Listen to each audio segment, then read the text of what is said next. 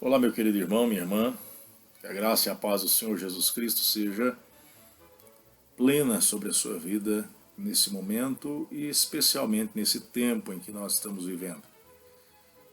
Para o dia de hoje, para esse momento dominical e principalmente para o momento à noite, quando nós em família nos reunimos ainda neste isolamento para cultuarmos o nome do Senhor, eu gostaria de antecipadamente, previamente, para que depois venhamos ler o texto sagrado e trazer a meditação que estamos propostos para juntos compartilhar, de trazer para você aí algumas orientações acerca deste isolamento. Na nossa cidade há uma previsão de que haverá uma certa flexibilização por parte do poder público municipal. Nós estamos sob um decreto estadual. Muitos já se prepararam para a abertura das igrejas a partir do dia de hoje, mas nós ainda estamos nos preparando para o próximo final de semana, já aí o primeiro domingo do mês de maio. Até então, o decreto municipal deverá ser expedido e nós estaremos, através do mesmo, preparando a nota oficial acerca da forma que iremos proceder nos dias que se seguem. Mas sobre isso, eu quero que você fique tranquilo. Deus continua controlando todas as coisas. Deus é o Senhor soberano. O tempo está debaixo da autoridade e vontade dele. O próprio escritor no Eclesiastes deixou claro para mim e para você que há tempo para tudo. E esse tempo virá. Nós sabemos muito bem que Deus ele vai conduzir a sua igreja a bom termo. Ele sempre conduziu. E a igreja é a única instituição que foi fundada para não abrir falência ou concordata. Nós podemos ficar sossegados quanto a isso. Eu gostaria então, prontamente, que você comigo já, tomando sua Bíblia nesse momento, você e papai que irá conduzir o culto familiar, já pudesse tomá-la e abri-la na primeira carta que Paulo escreve à igreja em Corinto. E nós vamos a partir do capítulo 3, fazer a leitura, verso 1 a seguir, de tudo aquilo que o apóstolo Paulo está trazendo de orientação para aquela igreja. Ok? Então, uma vez que você está com a sua Bíblia em mãos, já encontrou a carta de 1 Coríntios, já também separou a leitura para o capítulo 3, eu gostaria que você fechasse seus olhos comigo para que juntos todos pudéssemos orar. Vamos juntos? Pai Santo, Pai amoroso, Pai poderoso, nós te louvamos. Louvamos porque o Senhor é bom e louvamos porque o Senhor nos sustenta. Louvamos porque o Senhor controla todas as coisas e louvamos porque o Senhor nunca nos deixou e nem nos deixará desamparados. Louvamos por esse momento porque nele podemos exercitar a nossa fé. Louvamos, ó Pai, porque o Senhor não tem deixado faltar o alimento. Louvamos porque o Senhor não tem deixado nenhum dos teus desamparados. Louvamos, ó Pai amado, porque nós podemos olhar firmemente para o Senhor. Nós não precisamos ficar atônitos, procurando, tateando no escuro para encontrar socorro. O Senhor é socorro bem presente na tribulação. Nós te louvamos por isso e queremos apresentar ao Senhor este momento de culto dominical, pedindo a tua direção, a tua orientação, a sabedoria do Senhor. Que o nosso coração, que a nossa mente sejam todos eles agora devotados à sua vontade. Que estejam rendidos ao teu querer, que estejam rendidos, ó Pai amado, ao teu poderio. Em o nome de Jesus, que o Senhor receba o louvor dos nossos lábios e o meditar do nosso coração. E que suba tudo isso como um cheiro suave às tuas narinas, porque queremos ofertar ao Senhor algo que seja racional e agradável. Assim o fazemos nesse momento, em o nome de Jesus. Amém. Graças a ti, Senhor. Querido irmão, querida irmã, eu gostaria de levar você, primeiramente, antes de lermos o texto, a imaginar comigo um cenário apocalíptico, onde nós estivéssemos, de fato, totalmente impedidos de nos reunir como igreja do Senhor.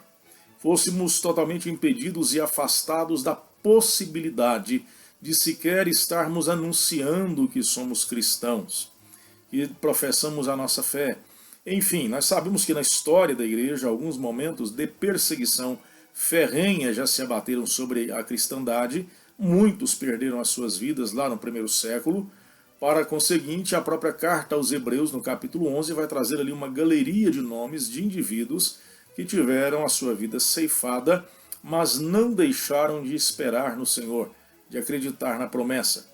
Ora, por que eu estou fazendo esse exercício com você? Porque eu gostaria que você ponderasse o momento, avaliasse o momento. E avaliar esse momento, para mim, para você, é de extrema importância, será algo divisor de águas na minha e na sua caminhada e jornada cristã.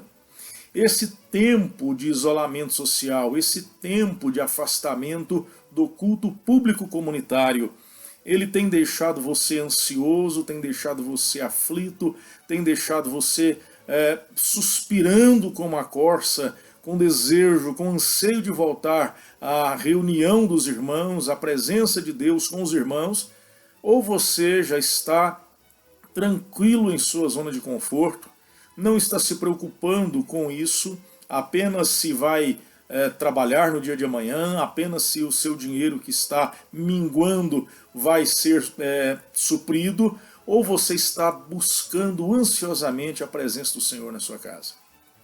Quanto tempo você está devotando à sua devocional, ao seu a sós com Deus, à sua atualização da leitura das Sagradas Escrituras, ao culto doméstico, você pai, você mãe, você filho? Mais do que nunca, responder essa pergunta, repito, será divisor de águas na nossa carreira. Porque se você, nesse período de isolamento, não está exercitando-se diante do Senhor no que diz respeito a uma vida espiritual reclinada à adoração, devotada à adoração, debruçado em adoração, você está se preocupando com tudo menos o seu momento com o Senhor, particular, privado, íntimo e também público com a sua família. Você está com um grande problema.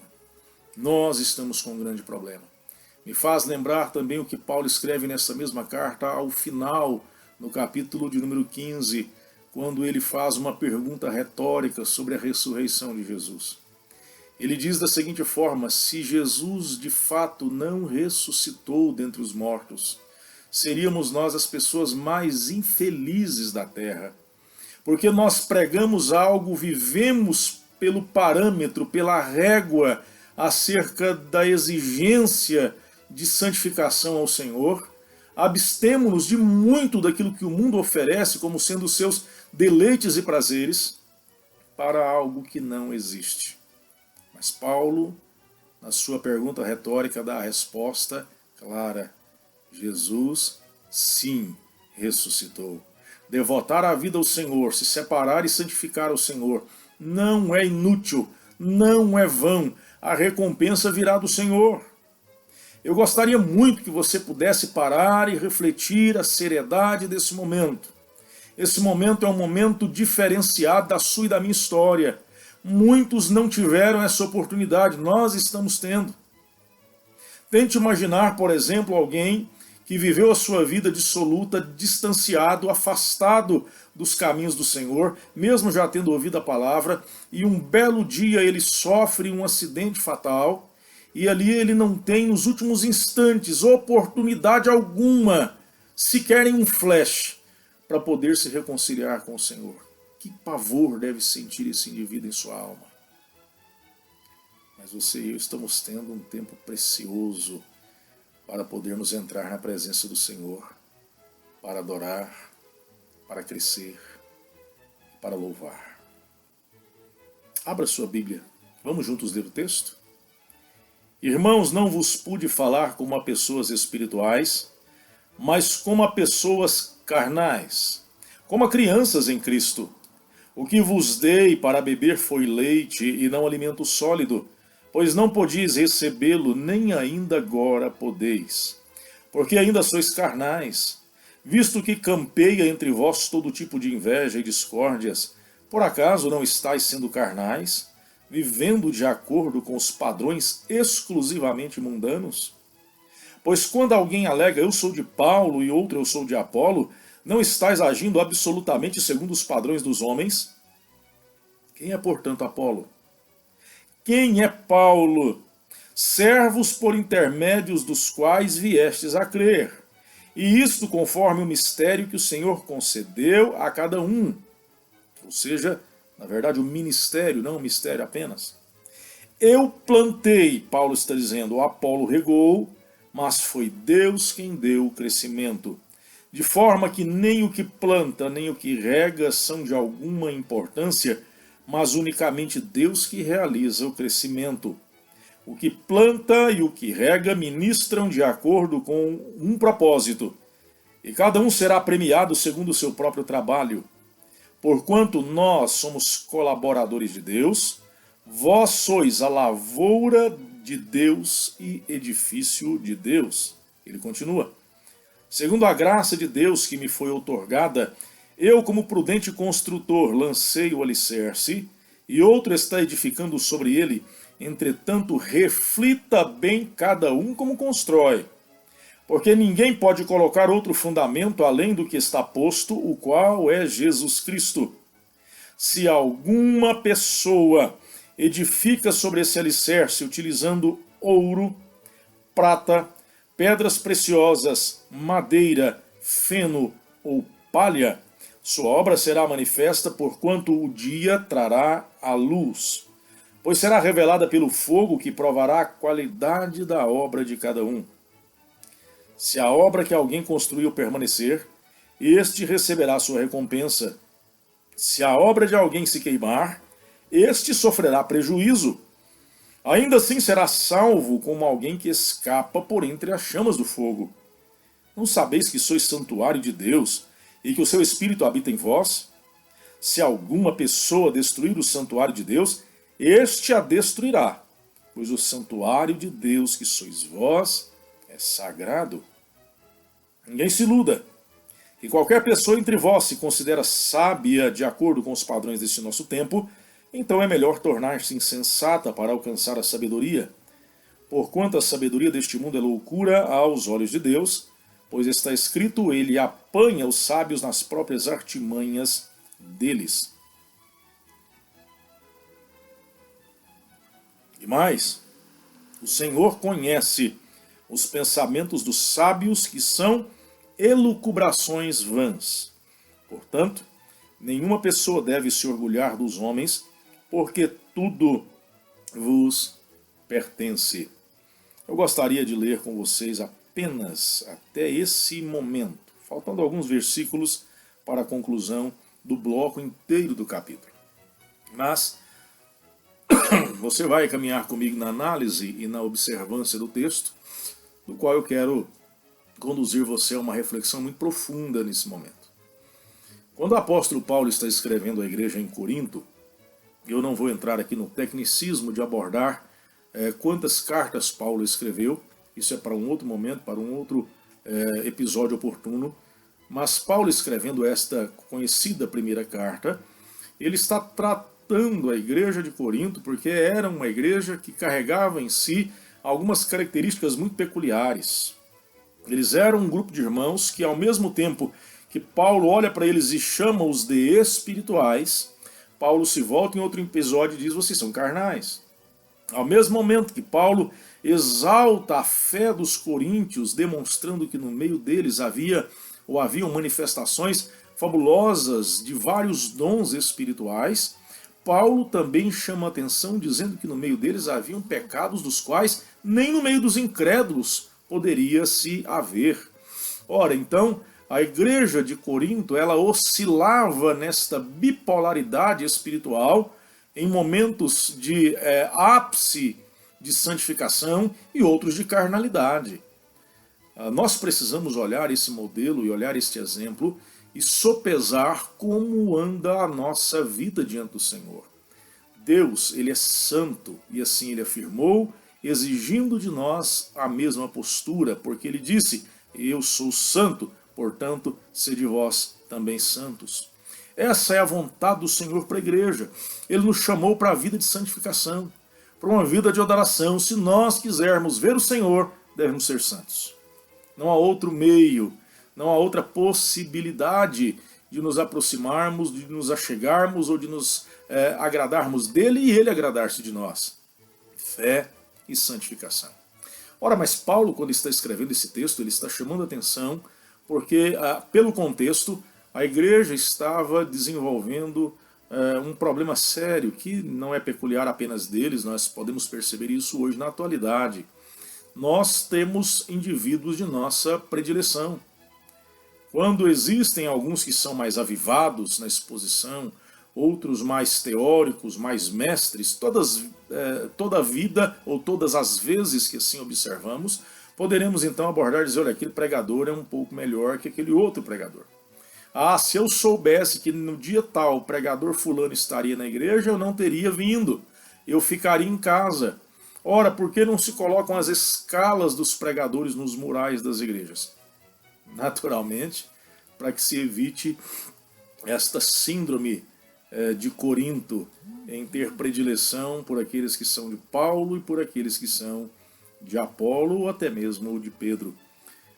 Por que eu estou trabalhando com você esse texto, irmãos? Eu quero abordar contigo nesse momento 3 aspectos da igreja, 3 aspectos para a igreja. E eu gostaria que você pudesse fazer aí comigo algumas análises, algumas considerações extremamente importantes e pontuais. A igreja, ela tem um terreno posto diante de si para que ela possa crescer, para que ela possa se estabelecer, para que ela possa se enraizar, permitindo que ela tenha firmeza, solidificação em suas bases.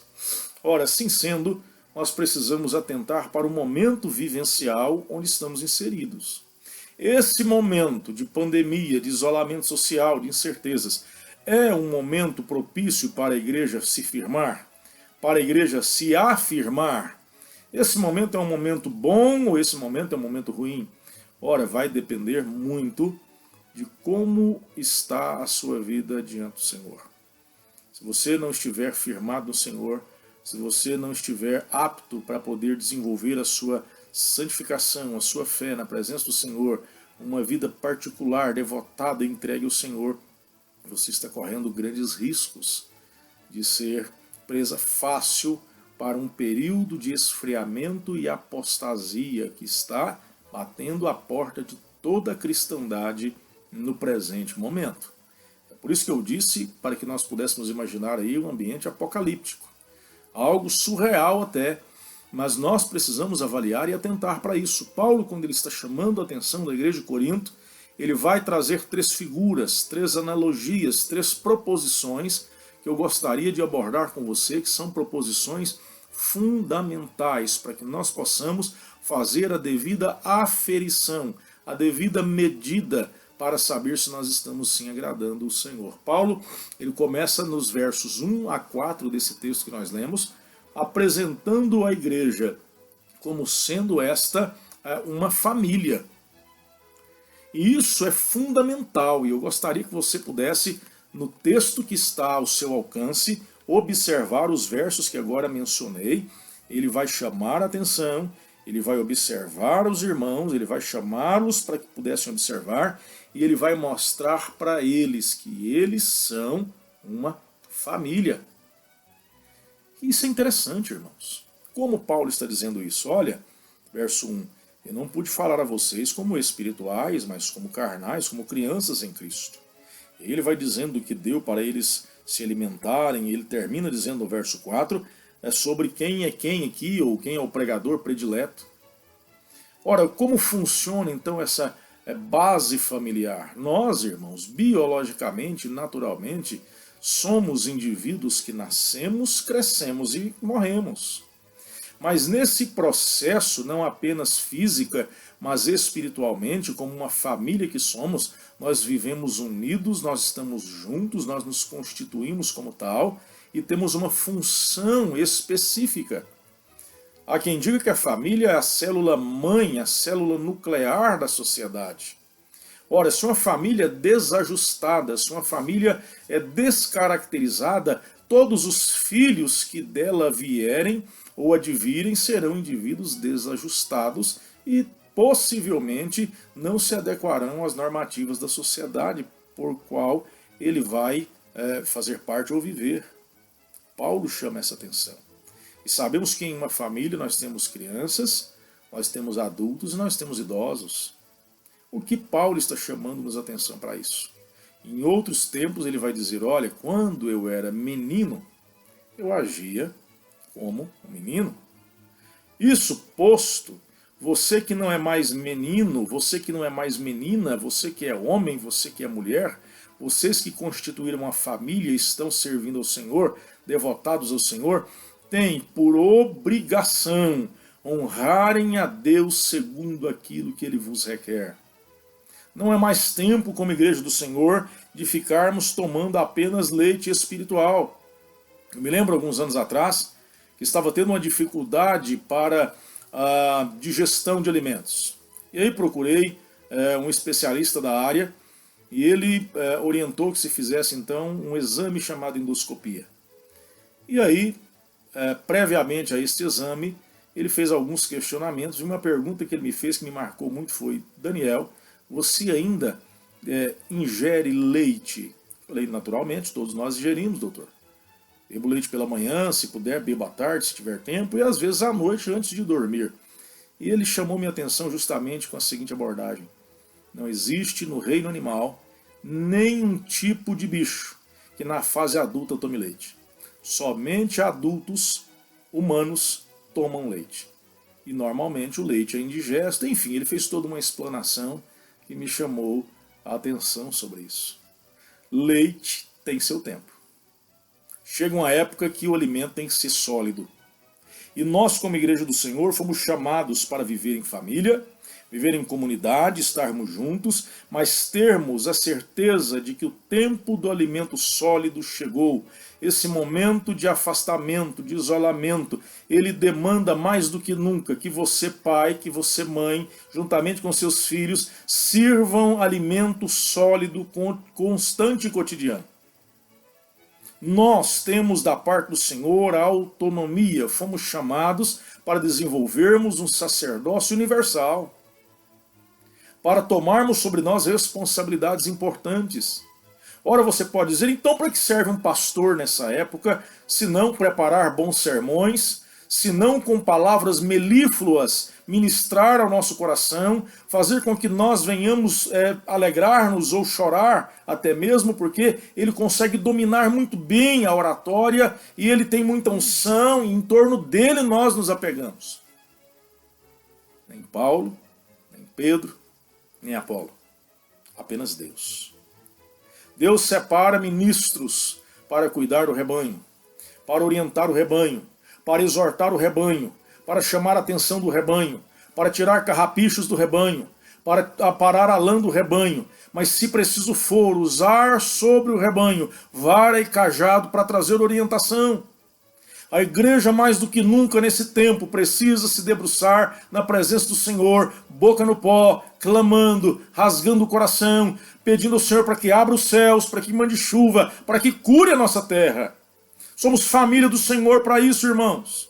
Nós não fomos chamados para outro propósito sobre a terra, a não ser glorificar, adorar e bendizer o nome do Senhor. E Paulo continua.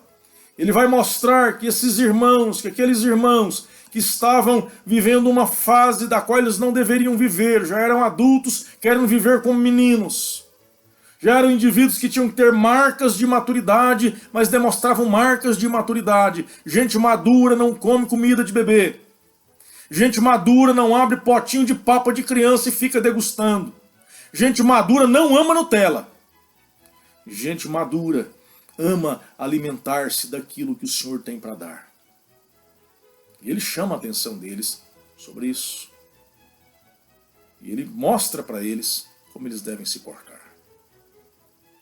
Paulo ainda, além de fazer comparações sobre família, a partir dos versos 1 a 4, ele vai trabalhar na sequência dos versos 5 a 9, dizendo que a igreja ela é um campo do Senhor, uma lavoura do Senhor. Observem a sequência.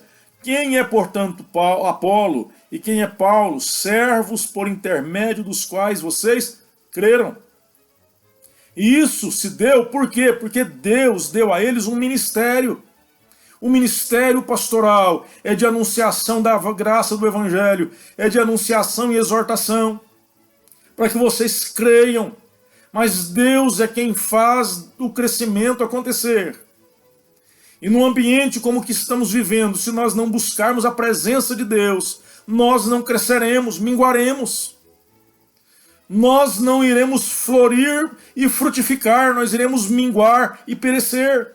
Nós somos chamados para adorar o Senhor. E a sequência ele vai dizer, eu plantei, Apolo regou, mas foi Deus quem deu o crescimento. De forma que nem o que planta, nem o que rega são de alguma importância, mas unicamente Deus que realiza o crescimento. O que planta e o que rega ministram de acordo com o propósito, e cada um será premiado segundo o seu trabalho. Cada ministro do Evangelho nesse tempo, que tem laborado, que tem labutado, que tem chorado, que tem orado, que tem buscado o Senhor, eles estão fazendo algo do qual foram chamados e comissionados. A paga virá, Deus não os irá dever, mas nós somos chamados como lavoura do Senhor para podermos produzir frutos e frutos bons, com resultados. Fruto e bom fruto. Fruto que permaneça. Fruto que agrade ao Senhor. Deus olha para mim, para você, Ele espera justamente isso, bons frutos. E o frutificar no Senhor não é apenas dizer que tem filhos na fé, que evangelizou 1000, 10.000, 20.000. Não. Frutificar no Senhor é poder apresentar-se diante dEle, limpo. Poder apresentar-se diante dEle sem ruga, sem mancha, sem mácula, apresentar diante dele toda a sua casa. Nós aprendemos um jargão quando lemos o texto de Atos 16, quando Paulo e Silas estão presos, as portas da cela se abrem quando eles cantam, o carcereiro vem temendo aquele momento, querendo se matar, Paulo pede para que ele parasse, e aí quando ele se rende ao senhorio de Cristo, Paulo diz, se você crer, você e a sua casa serão salvos. Nós nos apegamos tanto a esse jargão, achando que se um crê, todos são salvos. Se o meu pai crê, a esposa, os filhos, todos são salvos. Não funciona desse jeito, meu querido. Quando Paulo está chamando a atenção, se crer, você e sua casa será salvo, significa que ele deveria ser modelo para a sua família. Significa que a sua família deveria aprender do modelo e ser modelo para os demais da família. Isso iria contaminar todos, porque eles eram lavoura de Deus. Nós somos chamados para isso. Nós somos chamados para adorar o Senhor nesses termos. E aí Paulo vai terminar, depois de dizer e mostrar que nós somos, que eles eram, e nós somos uma família, dos versos 1 ao 4, depois dos versos 5 ao 9, como sendo um campo para a produção de bom alimento. Ele termina dizendo, vocês são uma construção. E para ser uma boa construção, eu lido com construções, com edificação, já há mais de 25 anos. Então quando eu falo com propriedade acerca desse tema. Construções com fundação ruim, lançadas em um solo ruim, edificadas por indivíduos inexperientes, tendenciosamente, fatalmente, vão ruir, não vão prosperar. Ora, Paulo está mostrando isso para nós, irmãos. Uma das primeiras metas que uma boa construção precisa ter é qualidade. Nós precisamos edificar um prédio com grande qualidade, com profissionais de gabarito que saibam o que estão fazendo, que saibam lançar fundação, que saibam aplicar recursos, que saibam fazer cálculos específicos para a utilização de ferragens, etc. A construção tem que ser bem feita da base ao final. Estava outro dia assistindo uma programação na TV, e eles estavam mostrando sobre as grandes construções no mundo, e em Dubai a maior torre que existe no planeta, cerca de 800 e poucos metros. E assistindo aquilo eu fiquei maravilhado, porque a fundação foi lançada sobre areia de deserto. Não tem base sólida de rocha para sustentar um prédio gigantesco com milhões e milhões de toneladas. Mas os engenheiros se debruçaram e conseguiram criar um meio para fazer com que aquela base ficasse sólida. E diferente dos engenheiros ali, você e eu temos a base sólida, A rocha, Jesus Cristo. A base perfeita, a base inabalável, a base inamovível, a base intrincável é Jesus. E Paulo chama a nossa atenção sobre isso. Ele vai dizer, olha, a boa base, a boa estrutura foi lançada, está posta, a fundação é perfeita. Que tipo de material nós estamos utilizando para edificar nossas famílias no Senhor nesse tempo? Paulo olha para mim, Paulo olha para você, a partir dos versos 9, ele vai até os versos 23, o verso 23.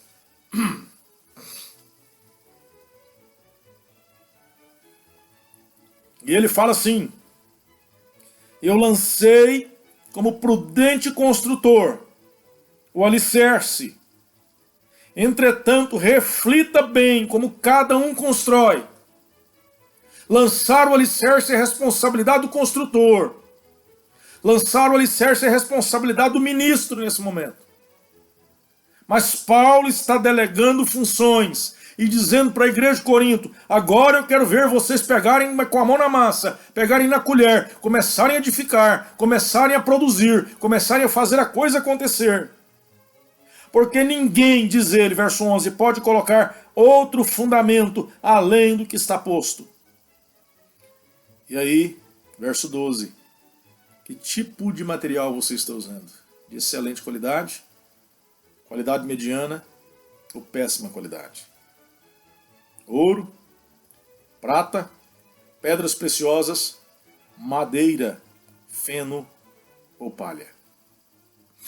Mas pastor, a sequência imediata do texto diz que eu não serei condenado, eu não serei expurgado, eu não perderei a minha salvação. Os versos subsequentes assim diz, verso 15, se a obra de alguém se queimar, este sofrerá prejuízo, ainda assim será salvo, como alguém que escapa por entre as chamas do fogo. Olha, eu quero dizer para você que se nós estivermos contentes com a vida espiritual que levamos hoje e acharmos que se formos chamuscados porque estamos edificando com palha sobre a rocha que é Cristo, e estivermos tranquilos achando que por isso vamos morar no céu, nós somos de fato pessoas infelizes e infrutíferas. Nós somos de fato aqueles que Jesus está a ponto de vomitar da sua boca. Nós somos chamados para fazer para o Senhor o que há de melhor, o que há de mais excelente. É tempo, meu irmão, é tempo, minha irmã, de separar o melhor do ouro, o melhor da prata e oferecer para o Senhor que deu o fundamento a melhor construção. Sabe por quê, querido? Sabe por quê, querida? Quando João, o vidente, está lá em Patmos, sozinho num momento de isolamento como esse que nós vivemos, ele tem visões das últimas coisas, visões dos céus. Ele diz que Deus, quando lançou os fundamentos da Jerusalém Celestial, ele não usou material vagabundo. Ele usou pedras preciosas. Ele usa ouro. Ele usa toda sorte de joias para pavimentar um caminho para os salvos, os eleitos que forem morar no céu, poderem caminhar. Eu quero caminhar nas ruas de ouro. Eu quero entrar na Jerusalém Celestial louvando ao Senhor e quero apresentar ao Senhor o melhor que eu puder fazer como edificação ao Senhor. O melhor material será usado, o melhor tempo será dedicado, o melhor tempo será gasto. Não vai ser um momento de pandemia, um momento de isolamento, que vai mudar a minha convicção de fé. Então nós somos chamados não para sermos meninos na fé, não para sermos lavoura infrutífera, e não para sermos uma tapera construída para o Senhor. Nós somos chamados para sermos homens e mulheres maduros. Nós somos chamados para sermos uma lavoura super produtiva. E nós fomos chamados para sermos edificações sobre a rocha, porque o Senhor nos edificou. Eu gostaria muito que você refletisse sobre essa exortação que trago essa noite. Não quer dizer que nos dias que se seguem não estarei gravando mais vídeos, mas dentro de breve estaremos presencialmente nos vendo e nos ouvindo. Mas eu gostaria de chamar a sua atenção. Imagine se esse tempo se estendesse por aí mais meses, 2, 3, 4 meses. E a economia vai acabar. Abacuque aprendeu do Senhor que ainda que a economia seja destroçada, o justo vive pela fé, o justo espera no Senhor, o justo não temerá, porque Deus o irá sustentar, o meu justo viverá pela fé, assim diz o Senhor. Eu descanso no meu Deus, eu descanso naquele que me chamou, naquele que me arregimentou. Eu gostaria que você pudesse seguir esse mesmo passo. Amém? Mão à altura do coração. Pai de amor, nós estamos na Tua presença para te agradecer por tudo, por esse momento, pela Igreja do Senhor sobre a terra, por nossa cidade e nosso país, nossos governantes nesse momento. Estamos vivendo um momento de grande crise de saúde pública. Vivemos um grande momento de crise da economia mundial. Vivemos agora um grande momento de crise governamental entre o presidente e um de seus fortes ministros. Mas nós sabemos que o Senhor no seu trono permanece tranquilo. O Senhor controla todas as coisas. O Senhor levanta homens e o Senhor os derruba. Porque do pó o Senhor levanta o desvalido e do monturo ergue o necessitado. Portanto, que a sua vontade se estabeleça sobre a sua igreja nesse tempo, sobre as nossas vidas, sobre os governantes e sobre a nação. Assim nós oramos, chamamos a tua bênção sobre os teus, em nome do Pai, do Filho e do Espírito Santo.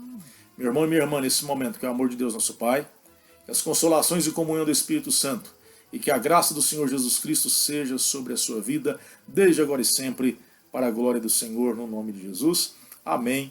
Graças a Deus. Muito bom estar com você mais uma vez. Deus abençoe e forte abraço em todos.